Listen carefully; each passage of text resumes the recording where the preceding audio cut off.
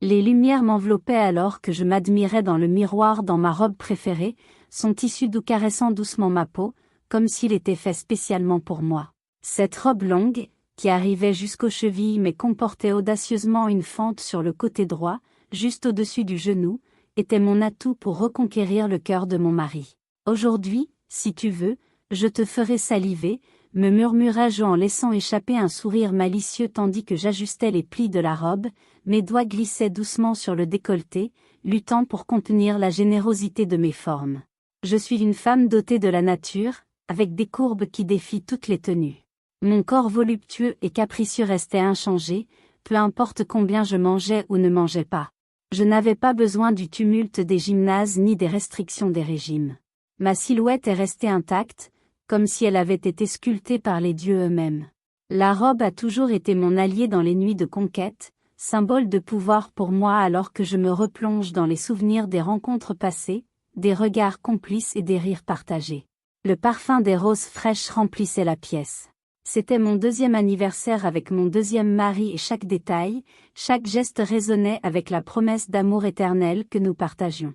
À ce moment-là, je me sentais comme la femme la plus chanceuse du monde, enveloppée dans la sécurité et l'affection de cet homme qui venait à nouveau remplir ma vie. Je n'avais Dieu que pour lui, ses mains et ses bras étaient mon refuge, son sourire ma chanson préférée, mais une ombre d'inquiétude se glissait dans la lueur de mon bonheur, ma fille, mon trésor le plus précieux, semblait lointaine, comme si elle ne l'était pas. Pour partager mon enthousiasme pour ce nouveau chapitre de ma vie, je suis sortie de ma chambre avec un pull sur la tête, ma robe en lin rouge bordeaux et des chaussures à talons au noir, sûrement si j'aurais vu une femme élégante, au look lumineux et un sourire joyeux, mais à ce moment-là j'ai entendu la voix de mon mari dans la cuisine. « Tu devrais au moins laver la vaisselle que tu utilises, dit-il, tu devrais daigner sortir tes vêtements de ta chambre et les laver toi-même. » Dans un souffle, la voix de ma fille s'est introduite dans la conversation. « Et qui es-tu pour venir me dire ce que j'ai et ce que je ne dois pas faire? Depuis quand as-tu pris le droit de mon père? J'ai rencontré mon père et je sais ce que c'était genre, et tu ne lui ressembles pas du tout. N'oublie pas que tu n'es qu'un gars ici, parce que cette maison est l'héritage de mon père. » Les mots de ma fille ont frappé comme un coup de poing dans l'air tendu. J'ai senti mon cœur battre plus vite lorsque mon mari a répondu d'une voix tendue.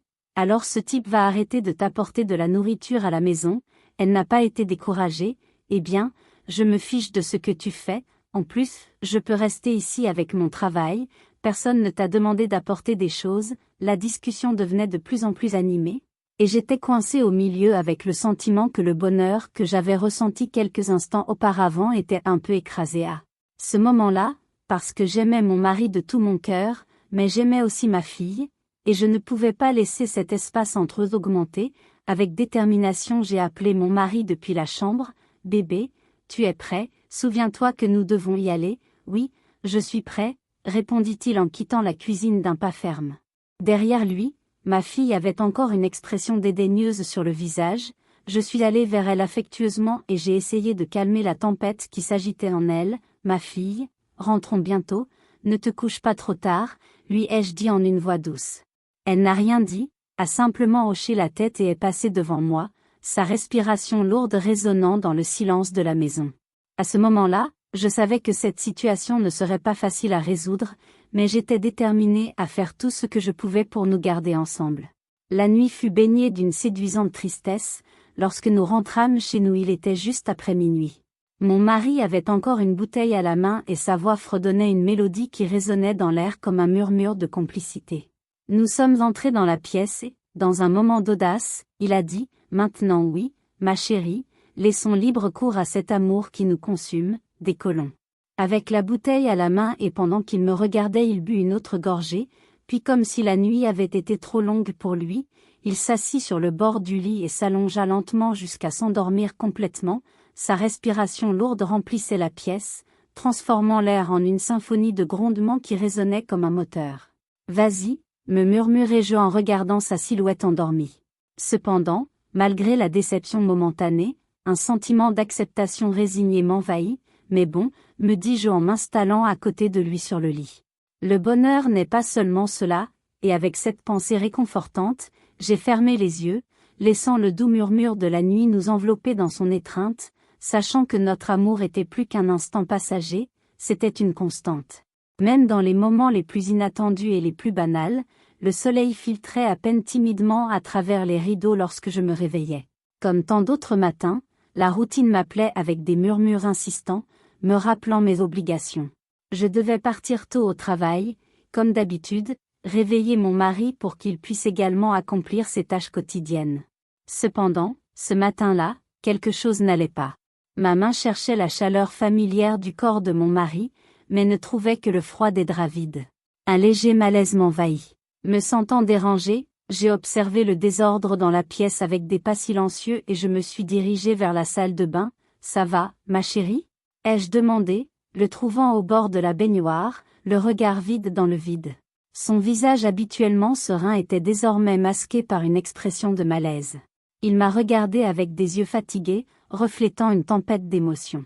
Au lieu de répondre par des mots, il laissa échapper un simple murmure. « J'ai la gueule de bois », avoua-t-il sincèrement, avec un léger sourire. « Ah, je vois. Eh bien, chérie, je dois y aller maintenant, répondis-je, le voyant acquiescer. Ses yeux encore voilés par les effets de la nuit précédente, j'ai dit au revoir avec une boule dans la gorge et je suis partie 10 minutes plus tard. Alors que je roulais dans les rues, une pensée m'est venue à l'esprit avec la force d'une révélation. J'avais oublié un détail crucial, les papiers pour hériter de la maison à ma fille. La nécessité de résoudre ce problème est devenue une urgence palpable, une raison impérative pour faire demi-tour et rentrer chez soi. Alors, j'ai tourné le volant et je suis retournée vers la maison. En rentrant chez moi, j'étais déterminée à arranger les choses avec ma fille afin qu'elle trouve la paix, tout comme moi. Alors que j'ouvrais la porte comme d'habitude, quelque chose a attiré mon attention, des rires venant de la chambre de ma fille. J'ai posé les clés sur la table du salon et j'y ai marché lentement. J'ai entendu la voix de mon mari dire « Chérie, tu es une très bonne actrice. Ta mère m'a dit hier qu'elle allait quitter cette maison à cause de toi, parce qu'elle ne voulait pas que toi et moi nous disputions. Tu sais que je me sens un peu mal. » « Eh bien, c'est ma mère, mais que dois-je faire si mon cœur t'appelle ?» répondit ma fille. « Mais dis-moi la vérité, as-tu fait ça hier soir ?» a-t-il demandé. « Pas question, j'ai fait semblant d'être ivre et je me suis endormie, » a répondu mon mari. « Eh bien, tu sais que je jouais aussi, et ça a marché pour moi, parce que ta mère s'est calmée et s'est endormie, moi aussi. » Le cœur dans la main, la bouche sèche et amère, je m'approchai. La porte était entr'ouverte, mes jambes et mes mains tremblaient et ma salive restait coincée dans ma gorge. Je ne comprenais pas ce qui se passait, je n'imaginais rien de tout cela, et encore moins j'arrivais à voir quand la chemise de nuit de ma fille glissait sur le sol. Je me suis couvert la bouche pour ne pas crier, car ma douleur était si intense. Alors j'ai essuyé mes larmes, j'ai pris une profonde inspiration et j'ai poussé la porte avec force. Mon mari a sauté du lit et ma fille s'est recouverte de la première chose qu'elle a trouvée. Je les ai poussés hors de la maison ce matin-là, la douleur m'a submergée. Je me suis sentie torturée par l'amour, la confiance et la loyauté, tout s'est effondré en un instant. J'ai regardé dans le vide, me demandant ce que j'avais fait pour mériter une telle trahison.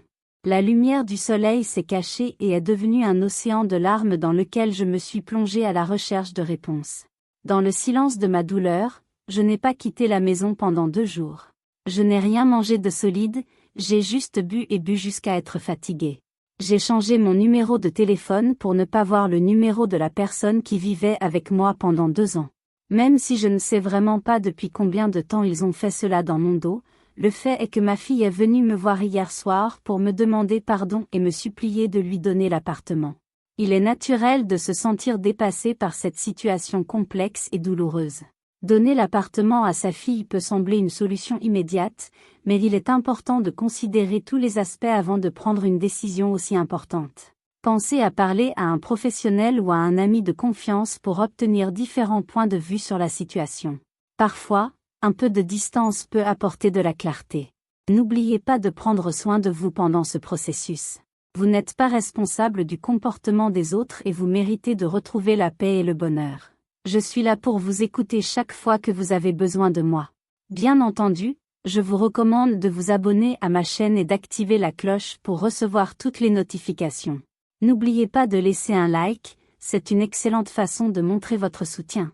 Merci et à bientôt dans ma prochaine vidéo.